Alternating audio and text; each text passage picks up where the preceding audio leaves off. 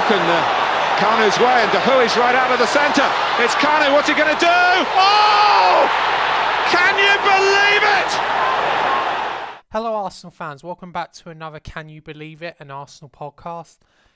And I am reporting to you today after a North London derby defeat. A pretty bad North London derby defeat that can really be dissected as a performance that really sums up this team at the moment, sums up the club for the last few years and the direction we are going, which is just steady decline. And it is a real shame what's happening. And listen, I hate losing to Spurs a lot. It is probably the defeat that hurts me the most as a fan during a season, but I don't think it was unexpected at all. And I think most fans were pretty scared when it was coming into this game, and especially when they are as good as they've been this season and when we've been pretty mediocre, if not worse than that. But that's more for a later discussion. Let's go over what we're going to go over today. Here's the rundown of the show. So we'll go over the lineup, Partey, the goals conceded, our attacking play, the squad still being in a rut, any Arteta questions that we have to ask, and listener questions as well from you guys. So let's get into this. So the lineup from Arsenal was Leno in goal, Bellerin, Holding, Gabriel, Tierney, Partey making his return, Xhaka, Bukayo Saka, Willian, Lacazette, Aubameyang. So the first thing I think that we can discuss is formation. I think most of us, including myself, expected the three at the back to return. It was a tried and tested formation during the big games last season, and it was something that we could rely on. But we went with the 4-2-3-1 that we've been playing. Lacazette at number 10, which, I mean, he played well against Rapid Vienna, so you could say that he deserved his start. And the big news and the big boost for us was Thomas Partey coming back into the midfield. And we started the first 5 minutes well. I think we started okay, and then we let in a pretty stupid goal. I think we were attacking down the right with Bellerin, and then Son has space to run into, picks up the pass from Kane, and it's what you've seen from Tottenham all season, really, is Kane dropping deep and Son running on. It was a fantastic goal from Son. Let's not make any mistake, but the defenders, it just wasn't good. He just kept backing off. He didn't. Rob Holding did, and it just wasn't good enough, really. We looked passive in that passage of play, which is a shame. So we're 1-0 down, and then we don't completely lose our head, but we start playing more without really committing to Spurs, without really having incredible chances. I mean, that's really what the story of the season is that we have loads of possession but just struggle to create chances. And then the second goal went in just before half time. Bellerin again down that right hand side. There's a long ball forward. Lo Celso runs onto it, and Kane finishes it off brilliantly. The part of that move that was the most concerning was that Thomas Partey had gone off the field injured, and then Arteta pushing him back on to the field so he can defend the space, because we had committed too many people forward and just didn't look good enough in that spell, and we couldn't stop the goal, and it was 2-0 Spurs. And really going into half time, you're thinking, well, what's the point? It's pretty much game over. That's what I said on Twitter, that it was game over. And it was, really. We came out in the second half and didn't really threaten that well. I think we had one header from Aubameyang that went over. apart from that, we didn't really trouble them at all, really. The Partey injury is obviously concerning because there were reports on Thursday after the Vienna game that he's going to come back in training. We'll see what happens to him. Me and a lot of fans were excited to see him start on Sunday. But if he wasn't fully fit, you have to question the judgment. Now, there is no doubt in my mind that Arsenal medically went and done the right checks to see if he was fit, but maybe he was rushed a bit, and now we could lose him for months, and that's probably even more damaging, especially when you look at this midfield without him. Even a half-fit Partey was better than Granit Xhaka in that midfield, and that's the most concerning thing, because now we're going to lose him for a few months, potentially. It didn't look good, and now we're going to lose him for a few months. So that's the most worrying thing, really, with the second goal, is that we lost the player, and it kind of really summed up where we are as a club, really. Just making these short-term decisions because we need a result now, and not really committing to an idea or a philosophy, which is really the worrying thing. Spurs are Spurs. I mean, they are the classic Jose Mourinho team. I've watched this performance from Arsenal against a Mourinho team for 15 years now, and it's insanity is trying the same thing over and over again. It's just we always play into Mourinho's hands. He must absolutely love playing against Arsenal, no matter who the manager is. He probably absolutely loves it.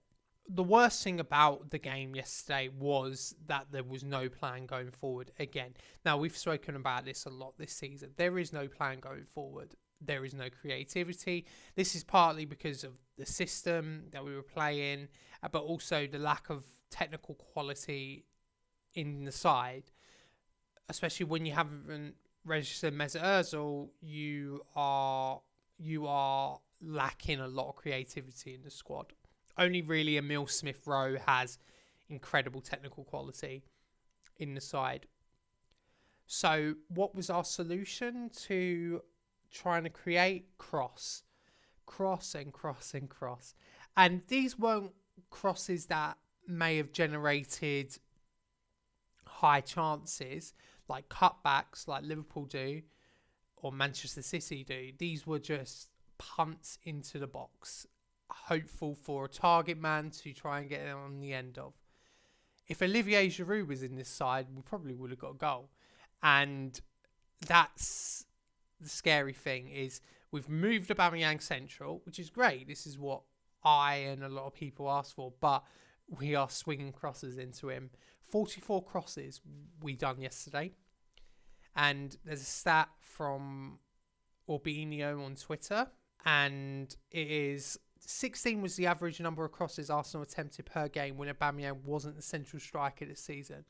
39.5 is the average number of crosses with Aubameyang through the middle. That is worrying. I just don't see the point in crossing into Aubameyang. He's not a good header of the ball. I think he's had, 3 headed goals since he's been here at Arsenal. That's not really telling me that he's an exceptional header of the ball. I think Lacazette's a better at finishing with his head than Aubameyang. So that is the worrying thing, is that there is no plan going forward. And it is a shame, because he set up the team to be defensively solid, and now that has just gone, really. I think we are easy to play through. We've gone to 4 at the back, and it's such a balancing act about us. And do you commit to playing attacking football, or do you commit to being defensive and then try and play that way? And now we've kind of got this hodgepodge of a style where we're doing neither.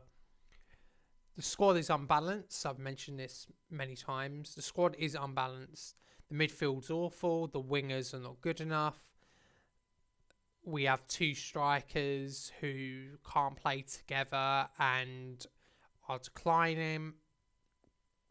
The defence has many, many bodies, but none of them are really world-class quality. It's a real mesh of ideas and bad squad planning. I mean, if there was a transfer to sum up how bad Arsenal have been in the transfer market, it would be Willian. 3 years for him. And, I mean, he shouldn't be in the side next week against Burnley. I think he's provided as much as he can. He doesn't look like he's going to score a goal. He doesn't look like he's going to contribute anything in a meaningful way. It's just pointless at this point. So there's no point in him being in the side. And I think this team is directionless. And I think the whole club is. I don't think there is quite the right idea of how to run a football club from the owners, because if there was, there would be proper football bodies at the helm of this club, and there isn't. They have banked on Edu and Mikel Arteta, both people who are very inexperienced in their roles. Hey, and listen, I advocated for Mikel Arteta to get the job because I thought if he's a good coach and we can discover him early, then we have a shot of going back up even further, but it was going to be a long-term project. But what Edu has done has basically bringing players to win now. So Arteta is now being judged on the here and now. If you said, oh, okay, instead of signing Willian, we're going to sign a young winger instead, let's say Sarr from Watford, for example. We wouldn't have got him, but let's say we signed him. I think a lot of people would be a bit more behind it. And I think that's the mistake about Edu, is that as a technical director, you've got to come in and you've got to set a style of what you want Arsenal to be and then hire a coach who can coach that style. And I just don't think we have that plan. Arsenal do not have a plan in terms of squad building, in terms of anything really. And this is why we are 15th in the table, probably soon to be 16th if Brighton beat Southampton tonight. And it's just a shame because I like Mikel Arteta. He says a lot of the right things, but he has been dealt a bad hand as well. Now, that's not to say Mikel Arteta is completely blameless. Not at all. I think some of his decisions have been bad. I didn't agree with the Ozil decision as much as I could understand it. I like Ozil as a player, and with the lack of creativity in this side, you expect him to bring in a creative player, but we didn't. The comments after Pepe got sent off were ill-advised. I don't think they were smart at all. I think if he could have those comments again and do it differently, he would. And also his over-reliance on experienced players and the trust in them. I feel like it's... I mean, listen, every coach has their favourites. But I think Willian has been given as much opportunities as Nelson and Pepe combined. And I think that's a shame, because I don't think Willian's very good. He definitely hasn't shown it in an Arsenal shirt anyway. And Arteta's solution to our attacking problems is to cross and to keep on crossing. And I don't think that's a good solution at all. There's no plan, and it's a shame because on Thursday, I mean, the Europa League, there is no real stock to be taken in, but on Thursday you could see there is at least some kind of attacking fluidity, but we just don't see it in the Premier League, and that's what's so worrying. I think Aubameyang's form is something to be questioned with now. He scored 2 goals in the Premier League, 1 from open play. I feel sorry for him because he's not getting the service, but there was a chance yesterday where if this was last season, he would have cut in on his right and took it with more conviction. He didn't. And it was easy for the defender. He just looks very, very lacking in confidence at the moment. It's a shame because he's a fantastic player, and I think a lot of people are going to turn on him now. I think Aubameyang's skill was not finishing per se, but was to generate loads of shots. He's basically the older version of current Chelsea striker Timo Werner, who Timo Werner misses some sitters, but it's just the sheer volume of chances he gets. You are going to have more success at scoring goals if you have more chances. But with Aubameyang now, he's getting no chances, so no wonder he's not scoring. And I feel sorry for him in that. If we are going to get lack of chances and you want a good finisher, Lacazette is probably the better finisher than Aubameyang. And now there are questions being asked of Mikel Arteta. Should he get the sack? I mean, it's nearly been a year since he's been in the job now. That's usually about the right amount of time you should give anyone before you can fully assess them. There is this worry that we are just going to be caught in this endless loop now. Sack the manager, get new manager bounce, and then come back here, sack the manager. That is the worry. And a lot of fans will be screaming, saying that's what modern clubs do. They just keep churning out managers until they can get the right one. But a lot of those clubs, Chelsea, Manchester United, Real Madrid, these are clubs that have money and we really don't. So I think the more important thing for me is this club finding a technical director or a director of football who can come into the club and implement ideas and base recruitment on that. I just can't see us ever being good unless we fix up in the transfer market, stop making stupid decisions. You could count on one hand how many transfers since 2016 have been good. You could easily do that. I think most transfers since then have been a disaster, and we just can't write them off. We have to stick with those players, and now we've just got a squad that is a mess. Our midfield 4 is Xhaka, who's too slow, El Neni, who's the jury's out on him. He's a very willing and athletic midfielder, but he's not going to win you the league or even get top 4 with him. Dani Ceballos is not even our player. I like him. Not a lot of people do. At least he tries to get some passes into the final third.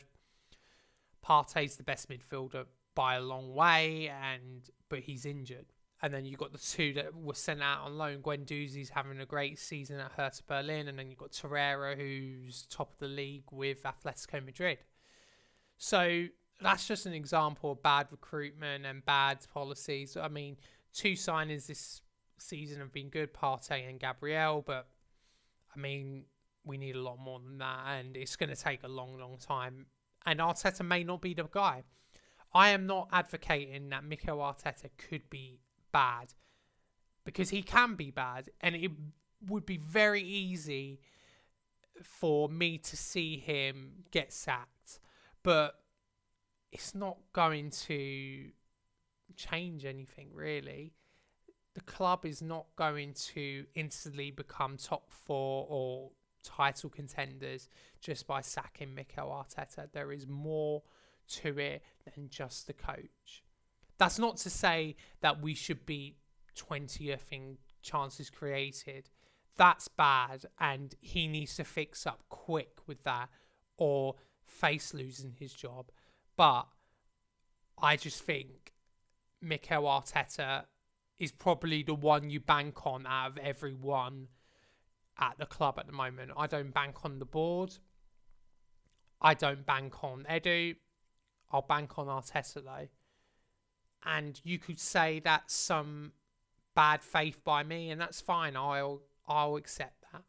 But your coach is only as good as your players, and yes, they should be better than 15th in the league, 20th for chances created, but the squad is a mess and the recruitment needs to improve. And that's not just on Arteta. That's on above him as well. This is going to be a rough season for us, and I wouldn't expect Arsenal fans to try and enjoy it. You can complain as much as you want. I have. And we are a mid-table side. Things can change quickly, and I've been saying this pretty much week by week. Things can change quickly. A new signing. Look at Man United last year. Bruno Fernandes transformed them. But at this present moment of time, I just don't see it. With the current coach being so confused as he is, and the current players we have not gelling together at all, it's just not really good enough, and I just don't know where it's going to go from here. So that's at the end of the talking about Arsenal against Spurs section, and now we are on to listener questions. And I mean, to be honest, they're not very encouraging either. So I'll read this one from Gunnar Faithful, and he says, "What the actual fuck?" Yep. I mean, that's pretty much. I couldn't say anything better than myself. So we got a couple of questions that are the same. So one from T Mossy H. Thank you for your question. Do you think calling Arteta out is justified? And one from @Kieran Clark. Is this Arteta's fault? How many players do we need to be contenders? So I think calling Arteta out is justified, I think, because historically we are a club that is one of the biggest in England, and where we are now is not where you expect us to be. So calling for Arteta out is completely justified. I understand it, and I'm not going to go completely against it. But I think a lot of us signed up to the idea of Arteta and giving him time, and he hasn't even been here a season, and I'm still leaning towards giving him more time, but my faith is dwindling week by week. And when you see him produce comments like this one after the game, this is from @PB Sports writer, Arteta says after the game, "I don't know what else we can do. If we can't score goals, we cannot improve our situation." And when you hear quotes like that, it's really worrying in terms of what we're going to do. He just doesn't seem to have any ideas. And I mean, here's the question from @Titanori, and he asks, "What do we do? Everyone at the club seems to be a joke." And that is really where Arsenal are. They are a laughing stock at the moment. If you go on social media, everyone is laughing at us, and it's completely justified, really. I think the laughter about us is completely justified because this club has been run like a laughing stock for pretty much 5 years now, and we are still a laughing stock. We've had 2 bad managers since Wenger. Now, I know Arteta still needs time to prove himself, but at this current moment in time, he hasn't done an incredible job in the league anyway. I know he's won us an FA Cup. And I think if you are Arteta out, that's completely fine. I'm not going to be there yet because I like to give people a bit more time than is necessary, because I remember a few years ago, I wrote off Aaron Ramsey, and then I was proven horribly wrong, and it's kind of scarred me ever since that I got that wrong, and I've kind of been more guarded and willing to give people more time. Now, obviously, that is a completely different situation to the Arteta one, but again, he is a rookie coach in his first job who's learning on his job, and he may not be doing a good job at the moment, but he is still learning, and fans need to accept that, even if people don't believe in him anymore. And everyone was absolutely delighted when we won the FA Cup and the Community Shields. Everyone thought we were going in the right direction, and then it's quickly changed after 11 games, and hopefully it can quickly change the other way again. It doesn't seem like it at the moment. It seems very doom and gloom, but that's what we've got to hope as fans. That's what we do as fans, really. So the Arteta out stuff is justified, but I'm not there personally yet. So thank you for your questions, guys. And I got another one from at RDAA25. And this person asks, which one would you prefer? Sack Arteta or persist with him even if things go catastrophically bad? If you choose the former, do you believe we have a succession plan in place? I guess the question is, what would you class as bad? Because for me, it's relegation. And do I think we're going to get relegated? No.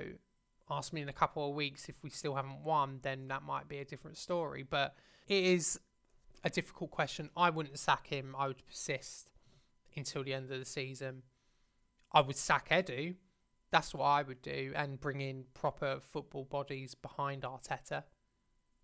But I don't think that's going to happen either. So we may have to sack him eventually, especially if he doesn't get results. So our next Premier League games are Burnley at home, Southampton at home, Everton away, Chelsea at home, Brighton away, and then West Brom away. So there's a couple of 6-pointers in there in the relegation battle, which is mental when you think about it. But if Arteta hasn't won any of those games, he deserves a sack. And if he's won half of those games, then he probably deserves a bit more time.